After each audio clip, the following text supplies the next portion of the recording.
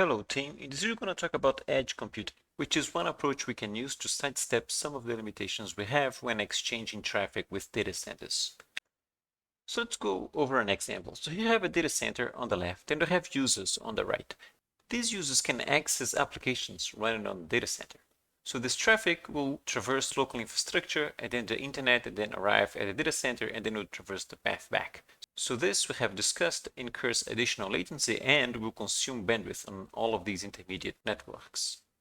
So one thing we can do to make traffic more local and reduce end-to-end latency is to add compute capacity. So here we have some disks and some servers inside our internet service provider, and then the users can use these resources which are closer to them.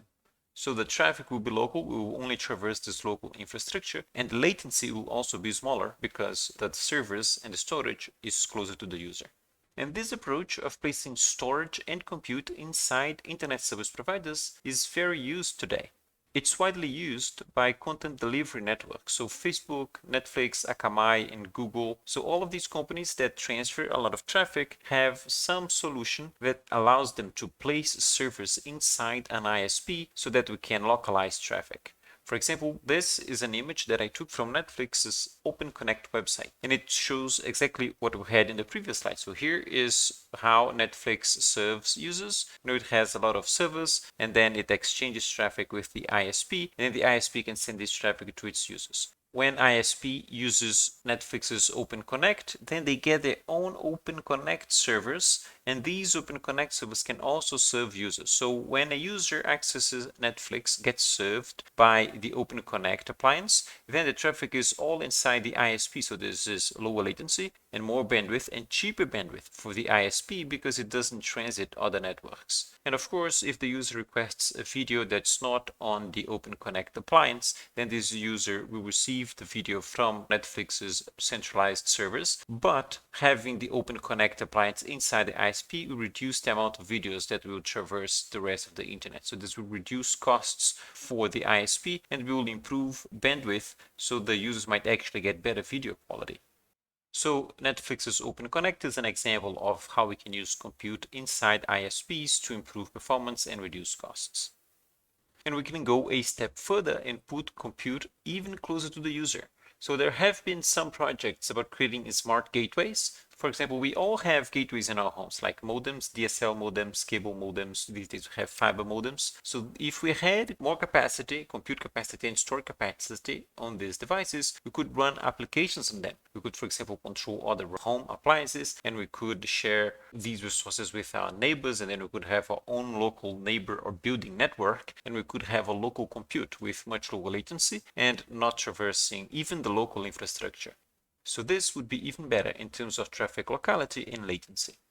Although there have been some pushes towards deploying smart gateways, I'm not aware of any large-scale successful deployment today. But one thing that might become a reality with 5G is the deployment of compute capacity closer to the users, for example, in the cell towers. So whenever we have an antenna, 5G antenna, we might also deploy additional resources, and then these servers might run applications that are sensitive to latency or that generate a lot of traffic.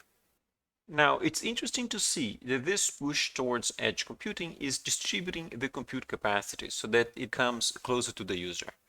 But back in the beginning of the course, one of the things we talked about is that cloud computing drives centralization. So we've seen that companies started centralizing their compute infrastructure inside an IT department, and they moved some of the infrastructure to third-party data centers. And then these third-party data centers were one of the drivers to adoption because they centralized resources. So cloud providers would get much better scalability, have more teams and specialized engineers. Decentralization of resources allows cloud providers to scale and reduce costs. But now what we've seen is that sometimes it's worth paying for having a distributed infrastructure to reduce latency and make traffic more local. So this is the figure that we had before, and I'm saying that this is, a more decentralized infrastructure. But another way of looking at this, so this is, one data center and users on the right. But if we have more users spread across a wide area, then it's clear to see why this infrastructure is less centralized. It's more decentralized. So here we have the data center again. Traffic to and from the data center go over the internet, and then we have internet service providers at the border. And here we have a broadband service provider where we have multiple user homes, and if the users have smart gateways in their homes, they can run applications on their smart gateways, which might be useful, and they can also exchange traffic between their homes. For example, we could use these devices to cache Netflix content. So if one of your neighbors wants to watch a Netflix video that's hosted on your smart gateway, then they can watch the video from your smart gateway, and this will save bandwidth on the local infrastructure of your internet service provider.